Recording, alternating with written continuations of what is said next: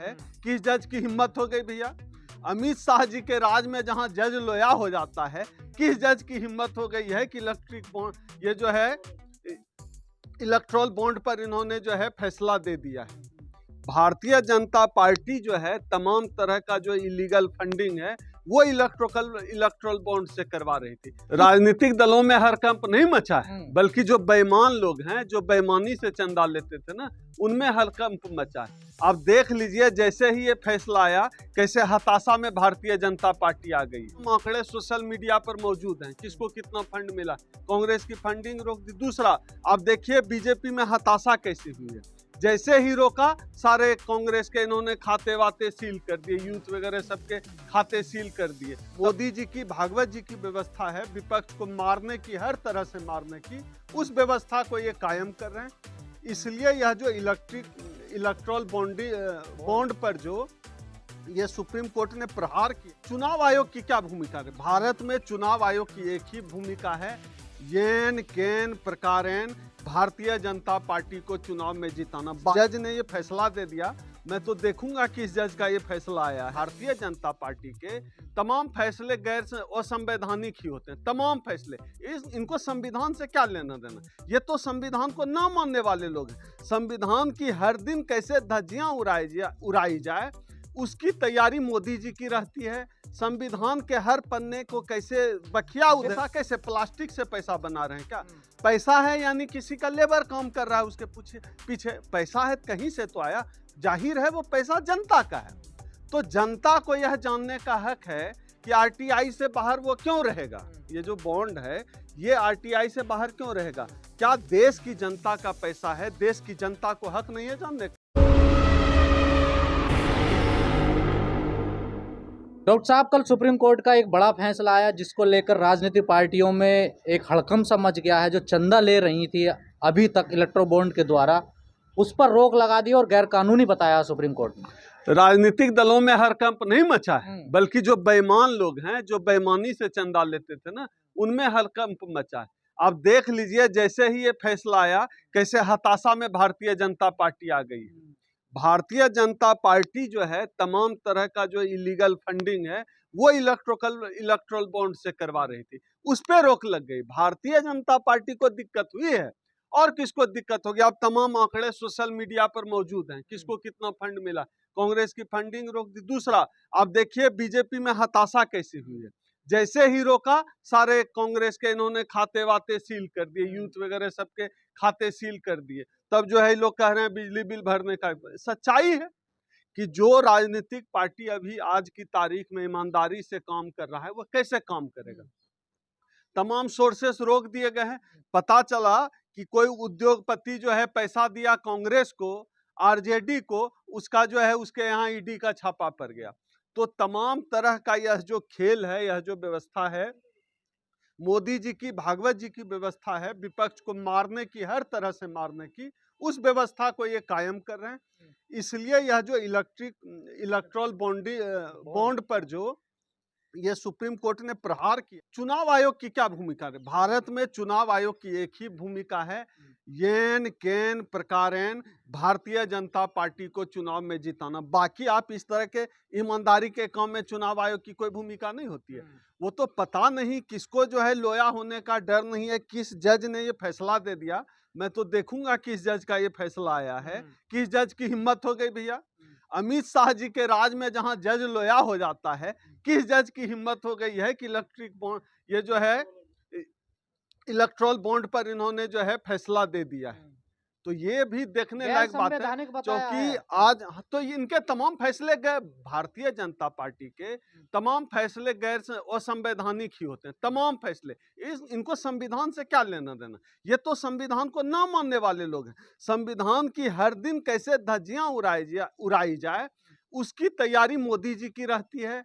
संविधान के हर पन्ने को कैसे बखिया उधेड़ दी जाए उसकी तैयारी रहती है। जितना भी फंड आज तक पार्टियों ने लिया है सब वेबसाइट पर डाला जाए, सबको पता चलना चाहिए, पब्लिक डोमेन में आए। बिल्कुल, इसमें गलत का ये तो सही है ना। आखिर वो पैसा है, कहीं आप पैसा कैसे प्लास्टिक से पैसा बना रहे हैं क्या? पैसा है यानी किसी का लेबर काम कर रहा है, उसके पीछे पैसा है, कहीं से तो आया, जाहिर है वो पैसा जनता का है। तो जनता को यह जानने का हक है कि आरटीआई से बाहर वो क्यों रहेगा, ये जो बॉन्ड है ये आरटीआई से बाहर क्यों रहेगा? क्या देश की जनता का पैसा है? देश की जनता को हक नहीं है जानने का ये पैसा कहां से है? और हम लोग राजनीति में सुचिता के पक्षधर हैं, राजनीति में कैरेक्टर के पक्षधर हैं, हम लोग राजनीति में मोरलिटी के पक्षधर हैं। अगर राजनीति में सुचिता नहीं होगी, अगर राजनीति में मोरलिटी नहीं होगी, तो इस देश का संविधान जो है खंड खंड हो जाएगा, लोकतंत्र बिखर जाएगा। लोकतंत्र और संविधान के बिखरने का मतलब है कि बाबा साहब जो दे कर गए हैं सब खत्म हो जाएगा। वही तो है मनुस्मृति का राज। कहां से आया, क्या आया? तो ब्राह्मणों का राज स्थापित करने के लिए इस तरह के अवैध रास्ते जो है पैसा आने के जरूरी हैं। वैध रास्ते से मनुवाद स्थापित नहीं हो सकता, वैध रास्ते से, संवैधानिक रास्ते से। 75% पैसा बीजेपी को मिला है इलेक्ट्रो बॉन्ड के में द्वारा। कहा जाता है कि फैक्ट है, इसमें कहा जाता है, कोई कहावत है, मुहावरा सुने हैं क्या? बाप दादा मुहावरा कह रहे थे, कोई कहावत गांव में सुने? आप सहमत हैं बिल्कुल? 75 नहीं, सहमत कम है, 75% से ज्यादा होगा। अकेली पार्टी को मिला है इतना? 75% से ज्यादा होगा, तभी बीजेपी तिलमिला गई है। अभी देखिए तिलमिलाहट में उन्होंने कांग्रेस के कई खाते सीज कर दिए और पता नहीं ये क्या क्या करेंगे तिलमिलाहट में। इनको न देश से लेना, उद्योगपति ने कितना किस पार्टी को, सब अब खुलासा हो जाएगा। बिल्कुल होना चाहिए, क्लियर होना चाहिए। भाई राजनीति है, राजनीति अगर सुचिता वाली नहीं होगी, अगर ट्रांसपेरेंट नहीं होगी, बेईमानी से पैसा आएगा, तो वो जिन उद्योगपतियों से पैसा ले रहे हैं वो चुनाव जीतने के बाद जो है उनके फेवर में असंवैधानिक फैसले करेंगे ना। पहले आया ताकि लोकसभा का चुनाव है नजदीक, ताकि ये कोर्ट का अच्छा डिसीजन है। कोर्ट को इसी भूमिका में होना चाहिए। कोर्ट पहली बार, मुझे इस 9 सालों में बहुत कम ऐसा मौका आया है जब न्यायपालिका पर मुझे विश्वास आया हो। ये 9 सालों में वो ये जो है अभूतपूर्व मौका है जब मुझे जो है कोर्ट थोड़ा ठीक लग रहा है, उनका ये फैसला ठीक लग रहा है। ये अच्छा है, जनता का विश्वास न्यायपालिका से भी उठ रहा है इस वजह से। जिस तरह से राज सत्ता का नियंत्रण हो गया है तमाम संवैधानिक संस्थाओं पर, ईडी सीबीआई तो पहले से तोता महना है, अभी तो देख ही रहे हैं। बड़ी बात कही है कि जो इलेक्ट्रो बॉन्ड के थ्रू पैसा लेन देन जो हुआ है, इसके कई सारे वैसे असर भी पड़ सकते हैं, कई वैसे काम भी निकलवाए जा सकते हैं। वही तो मैं कह रहा हूं, अगर असंवैधानिक तरीके से पैसा आएगा, मैंने आपको सपोज करिए गलत तरीके से पैसा दे दिया, कोई हिसाब किताब नहीं, इसका मतलब है मेरा कोई स्वार्थ है ना। कोई ऐसा काम ही हम आपसे करवाएंगे जो हम लीगल नहीं करवा सकते। अगर हमको लीगल काम करवाना होगा तो इलीगल पैसा देने की क्या जरूरत है? लीगल काम का पैसा रसीद होता है, लीगल काम का रिकॉर्ड होता है, लीगल जो चीजें होती है वो ऑन रिकॉर्ड होती है। ये जो है ऑन रिकॉर्ड हो रहा है। जनता को भी अब सीधे तौर पर पता चलेगा कि भारतीय जनता पार्टी की यह जो जिला और ब्लॉक लेवल तक जो 5 स्टार जो कार्यालय बन गए हैं, उन कार्यालयों के बनने का पैसा कहां से है? भारतीय जनता पार्टी जो चुनाव में अरबों खरबों रुपए खर्च करती है, पता चलना चाहिए ना जनता को, आखिर उसका पैसा दे कौन रहा है, उस पैसे का सोर्स क्या है। तो ट्रांसपेरेंसी, लोकतंत्र की तो आत्मा है ट्रांसपेरेंसी। ट्रांसपेरेंसी से दिक्कत क्यों है? भाजपा यह असंवैधानिक जो है कानून लेकर आई क्यों, और संवैधानिक तरीके से फंडिंग क्यों चाहिए?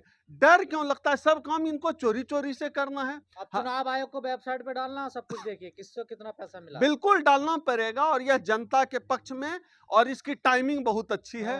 लोकसभा चुनाव सामने है, अब पता चलेगा लोगों को। लेकिन दूसरी बात यह है कि हताशा में बीजेपी जनता का और न कोई और नुकसान न कर दे दूसरे रास्ते। सरकार इसकी काट तो ना ढूंढ ले बीजेपी? बिल्कुल ढूंढ लेगी, वो तो बहुमत में है, कुछ भी कर सकती है, काट ढूंढेगा। देखिए ना, हताशा में कांग्रेस के खाते क्यों सील किए? हताशा में उसके जो है पैसे पर लात पड़ी, तो भाई दूसरों को डिस्टर्ब करो। तो इसलिए जो है भारतीय जनता पार्टी असंवैधानिक तरीके से पैसे ले रही थी, अब खुलासा होगा। सुप्रीम कोर्ट के इस निर्णय का हम लोग स्वागत करते हैं। एक बड़ा फैसला आएगा कि ईवीएम पे भी कोई फैसला लेगा? हम लोग तो लड़ाई लड़ रहे हैं कि ईवीएम पर भी सुप्रीम कोर्ट की निगाहें जो है, बात विवाद जो सुप्रीम कोर्ट स्वतः संज्ञान लेता है, ईवीएम पर कब संज्ञान लेगा? तो हम लोग 22 तारीख को ईवीएम के मामले में भी जनता का आंदोलन हम लोग खड़ा कर रहे हैं।